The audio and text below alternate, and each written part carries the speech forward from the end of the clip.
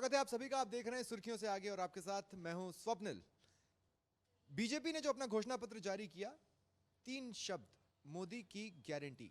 इसमें आप देखेंगे तो 2 शब्द सबसे ज्यादा अहम थे, मोदी और गारंटी।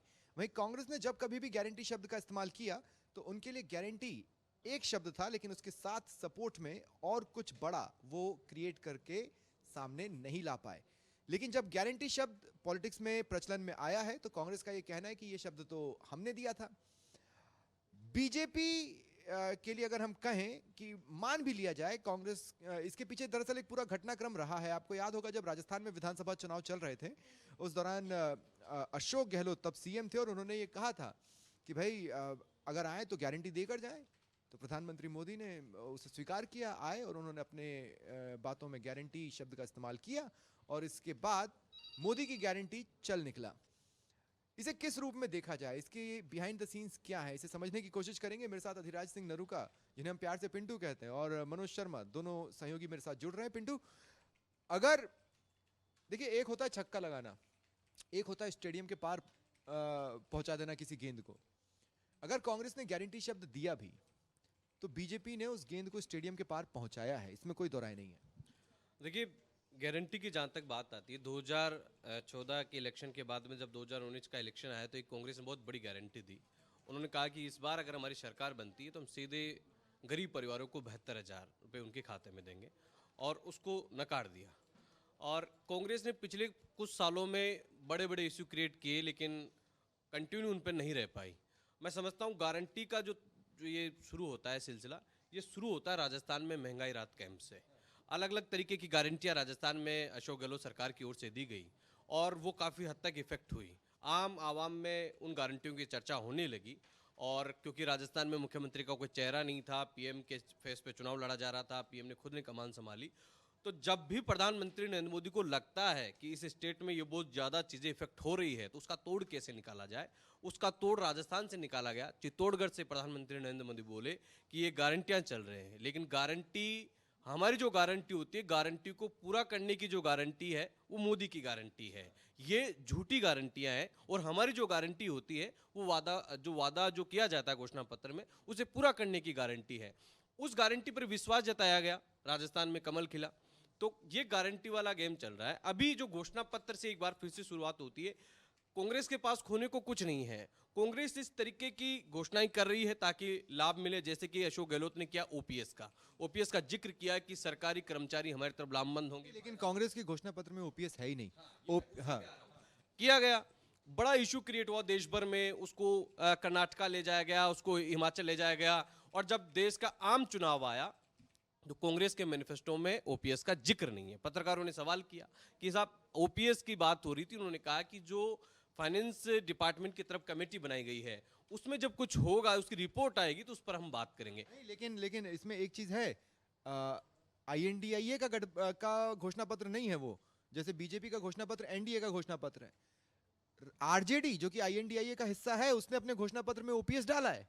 हाँ, लेकिन कांग्रेस की हम बात कर रहे हैं ना, ये सगुफा कांग्रेस की तरफ से छोड़ा गया है। कांग्रेस ओपीएस, राजस्थान से ओल्ड पेंशन स्कीम का इशू क्रिएट होता है फिर से, और देश भर में माहौल बनता है, उसके बाद में बड़ी बड़ी रैलियां दिल्ली में होती है, लेकिन कांग्रेस उसका जिक्र नहीं कर रही है। तो कहीं ना कहीं विरोधाभास है उन तमाम चीजों को लेकर, और दूसरी तरफ बीजेपी ये बता रही है कि हम किस तरीके से कौन सी चीजों को लागू करेंगे। तो कांग्रेस में कंफ्यूजन है, और गारंटियां अभी शायद चुनावी मुद्दा नहीं है। अभी तमाम चीज़ें सामने निकल कर आ रही है जो आप आगे सवाल करने वाले हैं, जाते मैं समझता हूँ। लेकिन गारंटी पर प्रधानमंत्री नरेंद्र मोदी की गारंटी किस तरीके की हावी रहेगी, या देश की जनता इन वादों में आने वाली है, ये देखने वाली बात होगी, क्योंकि राजस्थान में तो खासतौर पर कांग्रेस की गारंटियों को नकारा गया है। लेकिन उससे पहले एक मैं जो सहयोगी यासीन इशारा कर रहे हैं वो थोड़ा सा बता देता हूँ। पिंटू, आप वैसे हम लोगों से बहुत लंबे हैं, लेकिन वो कह रहे हैं कि कुर्सी ऊपर कर लें आप, उनको फ्रेम बनाने में दिक्कत आ रही है। मैं मनोज इसी बात को कंटिन्यू रखूँ। जो करना चाह रहा था इस बात को कि हम वर्ष 2024 को ना देख के हम 14 से शुरू होते हैं। जो कांग्रेस ने मोदी के लिए कहा, मोदी ने उसी को बुलाया है।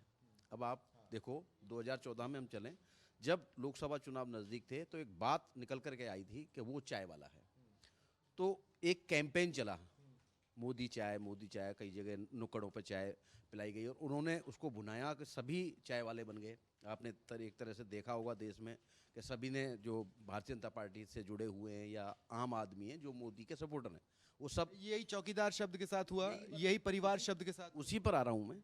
फिर वर्ष 2019 का चुनाव आया जिसमें राहुल गांधी ने मोदी पर आरोप लगाए चौकीदार चोर है। फिर एक देखने को मिला कि सभी ने मैं भी चौकीदार, मैं भी चौकीदार, मैं भी चौकीदार, इसके नाम से एक बहाना, एक कह सकते हैं माहौल जो बना पूरे देश में अपने आप, उसके जो परिणाम थे 2019 में आपने भी देखे, मैंने भी देखे, सबने देखे। अब फिर गारंटी जो शब्द आई, गारंटी और परिवार, परिवार को लेकर आपको भी पता है कि परिवार में की जब बात आती है तो कहीं ना कहीं नरेंद्र मोदी अपने परिवार से अलग रहते हैं, लंबे समय से अलग रह रहे हैं। और जब तक उनकी माँ थी घर पर भी जाते थे, लेकिन माँ के जाने के बाद शायद वो परिवार से मिले भी नहीं हैं। तो ये बात उन पर आरोप लगाई गई कि ये परिवार से कोई ताल्लुक़ नहीं रखते। तो उन्होंने एक तरह से इसको भुनाया और पूरे देश तक ये मैसेज पहुंचाया कि पूरे देश है वो मोदी का परिवार है। और इसी तरीके से जो गारंटी शब्द अशोक गहलोत लेके आए थे, अब उसी गारंटी पर जो आप कह रहे हैं आपने कि स्टेडियम से बाहर गेंद जो उछाली गई है, उसी का एक परिणाम। ठीक है, लेकिन एक ऐसा शख्स जो कि पॉलिटिक्स में डायरेक्टली तो इन्वॉल्व नहीं है लेकिन इनडायरेक्टली आम चर्चाओं में माना जाता है कि वो उसी पार्टी का हिस्सा है, वो एक गारंटी मांग रहा है। गारंटी ये कि वो सक्रिय राजनीति में आना चाहता है। मैं बात कर रहा हूँ रॉबर्ट वाड्रा की। हाल के दिनों में 2-3 बार उनका बयान आया और अब एक बार फिर उन्होंने ये बयान दिया है कि वो सक्रिय राजनीति में आना चाहते हैं। देश के कई हिस्सों से उनके नाम की डिमांड आ रही है, हालांकि मुझे नहीं पता वो देश के कौन से हिस्से हैं पिंटू और किस तरह की डिमांड आ रही है, लेकिन रॉबर्ट वाड्रा सक्रिय राजनीति में आना चाहते हैं और वो चाहते हैं कि कांग्रेस की तरफ से उन्हें हरी झंडी मिले। इसे किस तरह से देखा जाए, क्या इसके आगे पीछे कुछ आप देखते हैं? अगर कांग्रेस आलाकमान और गांधी परिवार में थोड़ी बहुत भी राजनीतिक सूझबूझ होगी तो मुझे नहीं लगता कि रॉबर्ट वाड्रा को वो चुनाव लड़ाएंगे। अमेठी और रायबरेली ये बात रॉबर्ट वाड्रा भी जानते हैं, समझते हैं। जी निश्चित तौर पर रॉबर्ट वाड्रा 2014 में एक बहुत बड़ा इशू रहे लोकसभा चुनाव का, और इस बात को शायद वो भूल रहे हैं। और अमेठी और रायबरेली गांधी परिवार का गढ़ रहा है, वहाँ से वो लगातार चुनाव लड़ते रहे। इंदिरा गांधी, सोनिया गांधी, तमाम जो कांग्रेस के वरिष्ठ नेता, जवाहरलाल नेहरू, तमाम लोग। और पिछली बार अमेठी का रिजल्ट किस तरीके से रहा, कांग्रेस के राष्ट्रीय अध्यक्ष थे राहुल गांधी और वो खुद वहाँ से चुनाव हार गए। वो खुद वहाँ से इस बार चुनाव नहीं लड़ना चाहते। सोनिया गांधी रायबरेली से चुनाव नहीं लड़ना चाहते। हालांकि ये सवाल राहुल गांधी से पूछा गया अमेठी वाला, तो उन्होंने उसे एक तो बीजेपी का सवाल कह दिया, लेकिन साथ ही वो उन्हें ये भी कहा कि सीईसी फैसला लेगी, अगर सीईसी कहेगी तो मैं चला जाऊंगा। लेकिन क्या रॉबर्ट वाड्रा अमेठी और रायबरेली में एक फिल इन द ब्लैंक्स वाला ब्लैंक स्पेस देख रहे हैं और उन्हें लगता है कि मुझे मिल जाए तो कम से कम मेरी गाड़ी तो शुरू हो? हाँ, वो ये जरूर चाहते हैं, वो कि राजनीति में आना चाहते हैं। और जब गांधी परिवार से प्रियंका गांधी चुनाव नहीं लड़ना चाहती, राहुल गांधी वहाँ से चुनाव नहीं लड़ना चाहती, वो चाहते हैं कि मैं यहाँ से स्टेब्लिश हो जाऊँ। वो कई बार जिक्र करते हैं कि मैं यहीं से हूँ और मैं यहाँ की जनता से जुड़ा रहा हूँ, मैंने गरीबी देखी, इस तरीके के स्टेटमेंट दिए हैं। लेकिन आसान नहीं होगी। देखिए, इस गांधी परिवार अगर इस तरीके से रॉबर्ट वाड्रा वगैरह चुनावी मैदान में आते हैं, बीजेपी को नुकसान नहीं होता है, बीजेपी के लिए द्वार खुलते हैं चुनावी कैंपेन के। लेकिन कांग्रेस के पास जवाब रेडीमेड है। मैंने भी कई डिबेट्स में ये सवाल पूछा है कि भाई आप 2014 में घूम घूम कर बोलते थे कि रॉबर्ट वाड्रा 6 महीने के अंदर जेल में होंगे और 10 साल बीत रहे हैं, अभी तक वो स्थिति बनी नहीं है। तो कांग्रेस के पास एक जवाब रेडीमेड है, ये झिझक कुछ और है। देखिए, आरोप लगाना, जेल डालना, जेल भेजना, ये सब इशू है। लेकिन अगर किसी पर कोई केस चल रहा है तो बीजेपी इन चीज़ों को भुनाने में माहिर रहती है। राजस्थान में कई बार जमीन के प्रकरण में, जमीन के घोटालों में उन पर आरोप लगते रहे हैं और दूसरे राज्यों में भी लगते रहे हैं। तो कहीं ना कहीं मौका मिल जाएगा, एक बार फिर से जो घाव है उसको फिर से एक हरा करने की कोशिश की जाएगी बीजेपी की तरह से। और बीजेपी किस तरीके से भुनाती है, देखिए ये तो बहुत बड़ी बात है। बहुत सारे लोगों पे करप्शन के आरोप लगे, बीजेपी ने उन बहुत अग्रेसिव होकर आरोप लगाए, आज वो बीजेपी में है। कांग्रेस कितना भुना पाई, कांग्रेस कितना उनको बैकफुट पर लाने की कोशिश करती है, क्योंकि कांग्रेस एक जगह फोकस नहीं करती है। कांग्रेस कई इश्यूज लेकर चलती है और वो इश्यूज उनके ऊपर हो जाते हैं। तो ये मुझे नहीं लगता कि, लेकिन बीजेपी अगर रॉबर्ट वाड्रा चुनाव लड़ते हैं तो बीजेपी को एक मौका मिलेगा। लेकिन एक नजरिया और है, एक नजरिया और है। जब आप देखिए, प्रियंका गांधी फिलहाल अब वाड्रा होकर भी गांधी हैं, राहुल गांधी तो गांधी हैं ही, सोनिया गांधी पहले उनका नाम चाहे जो भी रहा हो, लेकिन अब वो एक गांधी हैं। रॉबर्ट वाड्रा वाड्रा हैं, वो गांधी नहीं है। अमेठी और रायबरेली बहुत टेढ़ी खीर कांग्रेस के लिए बनती जा रही है। दो बातें हैं इसमें मैं जो समझ पा रहा हूँ। एक तो राहुल गांधी से सवाल पूछा गया कि आप अमेठी से चुनाव लड़ोगे, उन्होंने कहा सीईसी तय करेगी, अगर सीईसी कहती है तो मैं चुनाव लड़ूंगा। ये बात जो देखी जा रही है ये करीब 2 साल से ही देखने को मिल रही है। जब रायबरेली का मामला हो या अमेठी का मामला हो, राहुल गांधी बिल्कुल सधे हुए शब्दों में जवाब देते हैं, क्योंकि गांधी परिवार पर ये आरोप लगता है कि कांग्रेस में गांधी परिवार की मनमानी चलती है। और जब से मल्लिकार्जुन खड़गे कांग्रेस के राष्ट्रीय अध्यक्ष बने हैं, तब से ये देखने को मिला है कि जब जब राहुल गांधी से कोई जिम्मेदारी वाला सवाल किया गया है, तो उस समय राहुल गांधी उससे हटते और बचते हुए नजर आते हैं। और वो नहीं, लेकिन न्याय पत्र में राहुल गांधी उतनी ही तस्वीर का हिस्सा बनते हैं जितना खड़के बने। न्याय पत्र के अगर आप फ्रंट पेज देखेंगे, खड़के को जितना कद उसमें फोटो में दिया गया, उतना ही कद राहुल गांधी को भी दिया गया है। राहुल गांधी भी पूछा जा सकता है कि भाई आप ना तो पार्टी के राष्ट्रीय अध्यक्ष हो, ना आप किसी और पद पे हो, फिर भी आप कवर पेज पे हो। नहीं, सक्रिय नेता तो हैं, कांग्रेस के स्टार प्रचारक हैं, सक्रिय नेता हैं, इसलिए उनको उस कद पे लाया गया है। पूर्व अध्यक्ष हैं। और जहाँ तक रॉबर्ट, ऐसे ही वक्त पे सचिन पायलट को नहीं रखा जाता था प्रदेश में। हाँ, ये देखने को मिला है कि प्रदेश की राजनीति में जब ऐसी बात आती थी, खास करके चुनावों के दौरान, जो हमने चुनाव देखे वर्ष 2013 में जो चुनाव हुए राजस्थान विधानसभा के, तो उस समय बिल्कुल देखने को मिला था एक बड़ा नाम, नया नाम सचिन पायलट का था। और पूरी तरह से उन्होंने पूरे राजस्थान में चुनाव प्रचार प्रसार किया। और चुनाव प्रचार प्रसार के तब तक आपने देखा होगा कि हर जगह सचिन पायलट थे, लेकिन जैसे ही सरकार बनी और मुखिया बनाया गया अशोक गहलोत को, तो पायलट को बिल्कुल कह सकते हैं दूर कर दिया गया। और यही भाजपा ने किया। भाजपा भी इससे अछूती नहीं। आप देख सकते हो जो पूर्व मुख्यमंत्री हैं वसुंधरा राजे, उनका कहीं फोटो नहीं है। चुनाव जब आए वर्ष 2023 के, उस समय उनके फोटो का यूज किया गया, पोस्टरों पर लगाए गए, लेकिन उससे पहले कहाँ थी। अब उसके बाद फिर गायब है। तो ये राजनीति है, राजनीति में सब कुछ संभव है। बिल्कुल। मैं इसी पॉइंट पे थोड़ा सा और रुक के ये कहना चाहता हूँ कि जब सोनिया गांधी वाया राजस्थान राज्यसभा के लिए गई, तब ये क्लियर हो गया था कि वो रायबरेली से तो लोकसभा का चुनाव नहीं लड़ने वाली हैं। तब एक असम्पशन था, हमारे ही एंड पे असम्पशन था, पॉलिटिकल एनालिस्ट के एंड पे ये असम्पशन था कि वहां से अब प्रियंका गांधी आने, लेकिन ये हमें लग रहा था कि तय है। कांग्रेस को दरअसल तय था ही नहीं, स्पष्ट था ही नहीं। उन्होंने सिर्फ सोनिया गांधी को बचाया, फ्यूचर सोचा नहीं। और अब अमेठी और रायबरेली, इससे जुड़े सवाल कांग्रेस के लिए बड़ी मुसीबत का सबब बने हुए हैं। देखिए, निश्चित तौर पर, क्योंकि ये दोनों सीटें हैं जिन पर उत्तर प्रदेश की नहीं पूरे देश की निगाहें हैं कि आखिर रायबरेली से चुनाव कौन लड़ेगा और अमेठी से कौन लड़ेगा। क्योंकि बात वही है कि गांधी परिवार लंबे समय से लीड कर रहा है। और अब राहुल गांधी बहुत पहले ही, पिछली बार ही वो तो चले गए थे और इस बार भी वहाँ से चुनाव नहीं लड़ेंगे। वहाँ उनको हार मिली, वो छोड़कर चले गए।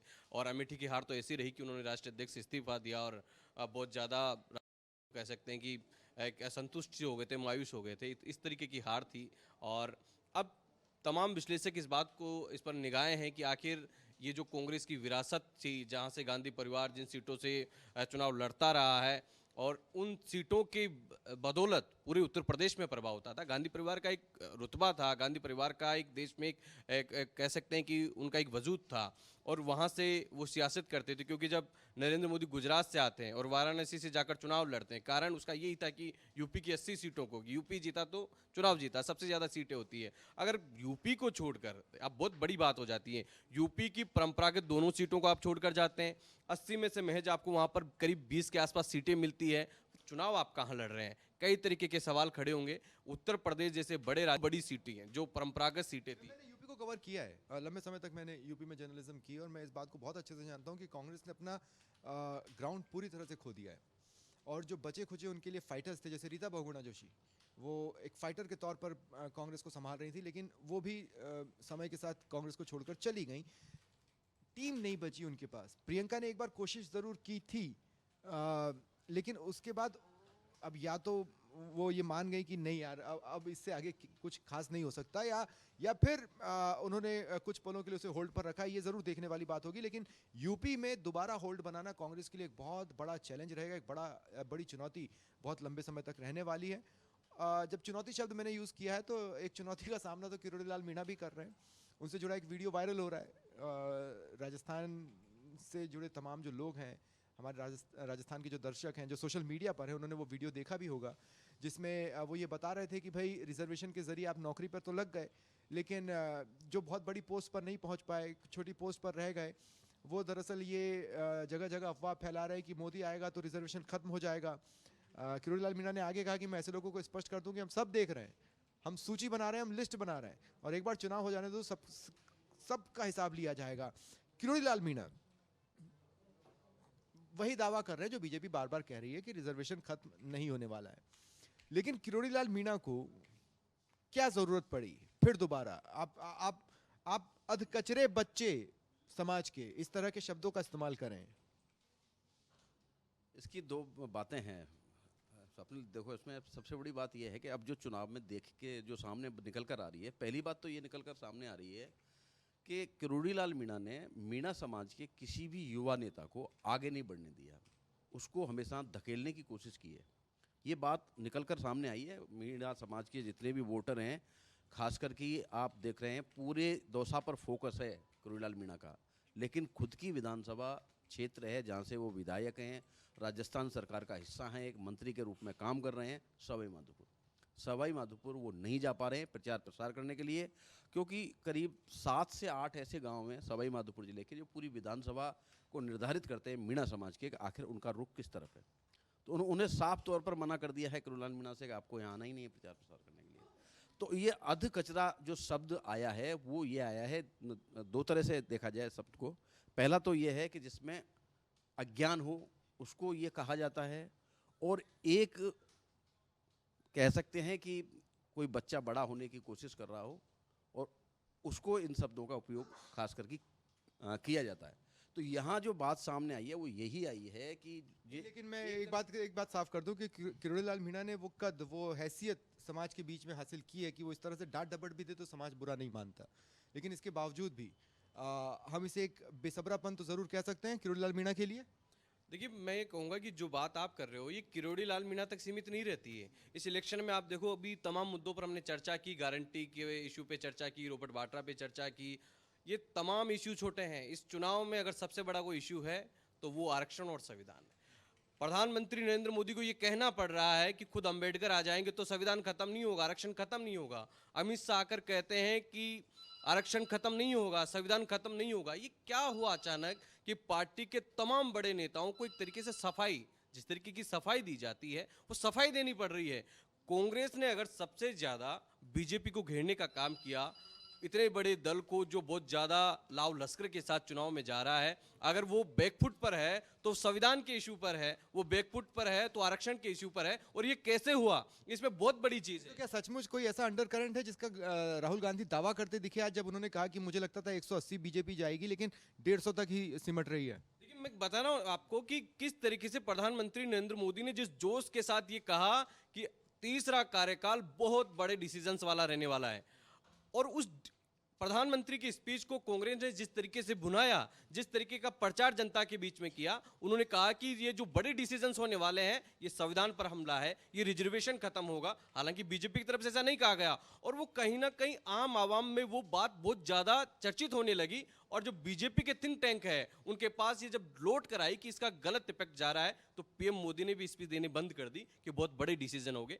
उसके बाद में स्पीच कम हुए और उसको कहीं ना कहीं डैमेज कंट्रोल में जुटी। अमित शाह कह रहे हैं, पीएम मोदी खुद कह रहे हैं। आज आपने किरोड़ी का जिक्र किया, लेकिन मैं बता दूं कि आज बीजेपी मुख्यालय में प्रेस कॉन्फ्रेंस हुई, एससी मोर्चों की प्रेस कॉन्फ्रेंस हुई, और उसमें ये जिक्र किया गया कि गुमराह किया जा रहा है आरक्षण के नाम पर, आरक्षण के नाम पर गुमराह किया जा रहा है, संविधान खत्म के नाम पर गुमराह किया जा रहा है। बाबा साहब अम्बेडकर को 1952 और 54 में कांग्रेस ने प्रचार करके उनको चुनाव हराया, और 1961 में तत्कालीन प्रधानमंत्री जवाहरलाल नेहरू ने तमाम मुख्यमंत्रियों को पत्र लिखा कि सरकारी नौकरियों में आरक्षण खत्म होना चाहिए। यकायक तमाम जो बीजेपी के जो हरावल दस्ता है, टॉप लीडरशिप से लेकर जो दलित पॉलिटिक्स के बड़े कद्दावर हैं, उनको ये टास्क दिया गया कि ये बहुत ज्यादा गुमराह किया जा रहा है। और आज की तारीख में इस चुनाव में बीजेपी सबसे ज्यादा बैकफुट पर है। तो अभी मुद्दा यही बना है। लेकिन एक बात मैं भी यहाँ पर क्लियर कर दूं, क्योंकि इस विषय पर हमने कुछ डिबेट्स भी बुलाई थी और उस पर हमने ये चर्चा भी की है कि जिस तरह के वादे हैं, संविधान तो कोई नहीं बदलने वाला है, लेकिन ये जरूर है कि संशोधनों की बाढ़ आ सकती है।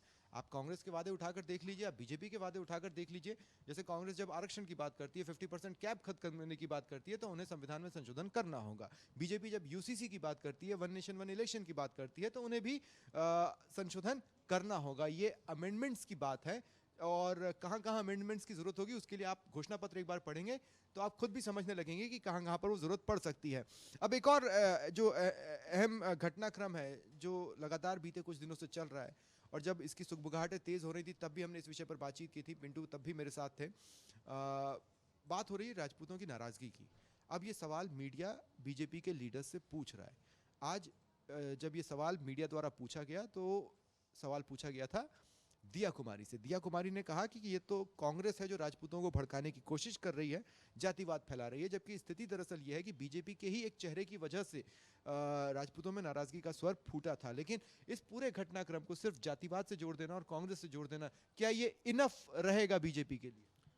देखिए, जिस तरीके का घटनाक्रम हुआ, सियासत में जब चुनाव आते हैं तो इस तरीके के, जैसे आरक्षण की बात हो, जाति के अपमान की बात हो, और नेताओं की बहुत बड़ी अग्नि परीक्षा होती है, बहुत पुराने इश्यूज निकल कर सामने आते हैं और बहुत बयान सोच समझ कर देने होते हैं, क्योंकि एक व्यक्ति के चक्कर में पूरी पार्टी को जवाब देना होता है। पुरुषोत्तम रूपाला के बयान के चक्कर में आज बीजेपी कहीं ना कहीं फंसी हुई नजर आ रही है। जहाँ तक नाराजगी का सवाल है स्वप्निल, मैं मेरे अपने अनुभव के आधार पर कहता हूँ कि कम से कम राजस्थान में उस तरीके की नाराजगी राजपूतों में नहीं है जो हमने 2018 के इलेक्शन में देखी। लेकिन राजपूतों को मनाने के लिए राजस्थान के मंच पर भी आना पड़ा है लीडर्स को। यही क्वालिटी है बीजेपी की, कि बीजेपी हर चीज़ को एक चुनौती के तौर पर लेती है, एक चैलेंज के तौर पर लेती है और उसको हल्के में नहीं लेती है। इसीलिए राजनाथ सिंह भी यहाँ पर राजपूतों से संवाद करते हैं, वीके सिंह भी संवाद करते हैं और तमाम जो पार्टी के नेता हैं वो भी अपील करते हैं।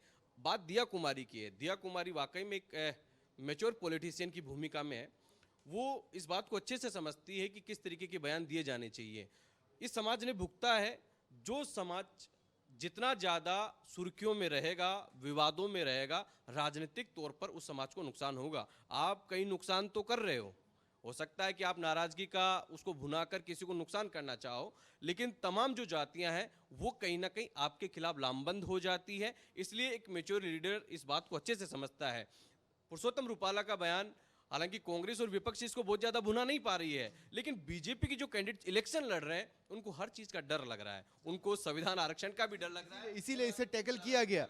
लेकिन देखिए, राजपूत किसका कोर वोटर माना जाता है ये हम में से किसी से छिपा नहीं है। बहुत ज्यादा ऑप्शंस भी उनके लिए रह नहीं जाते, तो ये वक्ती बात है।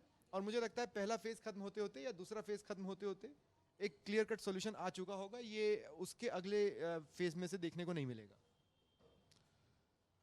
हाँ, बिल्कुल कह सकते हैं। जब चुनाव आते हैं तो ऐसी स्थितियां देखने को मिलती हैं। हर तरफ से आवाज़ आ रही है कि भाई वो समाज नाराज है, वो समाज नाराज है, और अपने अपने समाजों की सबकी अपनी अपनी मांगें होती हैं।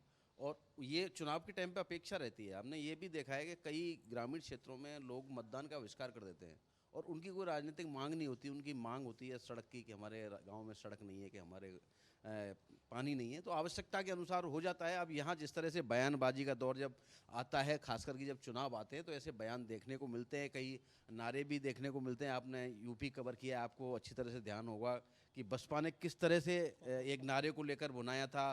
फिर अगले चुनाव में कहना पड़ा कि हाथी नहीं गणेश है, ब्रह्मा विष्णु महेश है। तो ये सब दौर हैं, चलते रहते हैं। और खास करके चुनावों में तो ऐसी भाषाएं बोली भी जाती हैं। एक छोटा छोटा सा कमेंट और ले लेते हैं। AIMIM जिसके प्राइम टारगेट पर जो एक्सटेंशन AIMIM देख रही थी, वो एक्सटेंशन देख रही थी यूपी में और कुछ हद तक बिहार में। लेकिन राजस्थान भी एक उनका बीच में पड़ाव पड़ा। कभी कभी असदुद्दीन अवैसी यहाँ नजर आ जाते हैं। उनसे हाल ही में पूछा गया कि राजस्थान में क्या, तो उन्होंने कहा कि हमारे जो पार्टी, हमारी जो यूनिट है वो अलवर में जो कैंडिडेट ऑलरेडी हैं उनको सपोर्ट करेगी बैकग्राउंड से, और BAP से बातचीत चल रही है। अब किस वोट बैंक को AIMIM कैटर करती है ये हम सभी को पता है, लेकिन BAP से अगर AIMIM की किसी भी स्तर पर बातचीत चल रही होगी तो वो क्या हो सकती है? देख, सबसे पहले तो मैं आपको बताऊं स्वप्निल कि इसी राजस्थान के तमाम नेताओं ने और पूरे केंद्र के नेताओं ने हमेशा ये कहा कि जो अवैसी की जो पार्टी है ओवैसी की, ये बीजेपी की बी टीम है। वो एक उनको लांछन साफ करने का मौका मिलेगा। और कहीं ना कहीं राजस्थान में ओवैसी ने इलेक्शन लड़ा, लेकिन बहुत ज़्यादा ओवैसी को विधानसभा चुनाव में यहाँ पर कोई लाभ नहीं मिला, बहुत ज़्यादा वोट बैंक उनके कैंडिडेट्स को नहीं मिला। तो ओवैसी को सिवाय इसके मेरे को नहीं लगता कि उनके पास कोई ऑप्शन था। वो बीजेपी को समर्थन दे नहीं सकते, चुनाव लड़ने वाली स्थिति में वो थे नहीं। ऐसी स्थिति में उनको समर्थन देना ही बनता था। और बहुत ज़्यादा ओवैसी को कोई इसमें व्यक्तिगत लाभ नहीं होने वाला। लेकिन अगर कोई सवाल चुनकर भी सहयोगी BAP ढूंढा है जिससे ये मैसेज जाए कि हाँ, एक ऐसे व्यक्ति के साथ जो बीजेपी के अगेंस्ट पूरी ताकत से लड़ रही है। देखिए, वो राजनीति किस तरीके की करते हैं। ओवैसी ने हमेशा जो राजनीति की, वो राजनीति की मुस्लिम, दलित और आदिवासी। वो वहाँ पर कोशिश कर रहे हैं कि हमने आदिवासी को एक समर्थन दिया है, एक गठजोड़ करने की कोशिश वो कर रहे हैं, ताकि दूसरे राज्यों में अब इन फ्यूचर उनको ये उनका गठजोड़ है वो सक्सेस हो। जिस तरीके का नारा दिया जाता है, जो उनका एक नारा होता है जय भीम और जय मीम जिस तरीके से, तो वही गठजोड़ करने की कोशिश यहाँ पर उनकी रहेगी। ठीक है, तो ये था आज का सुर्खियों से आगे। नमस्कार।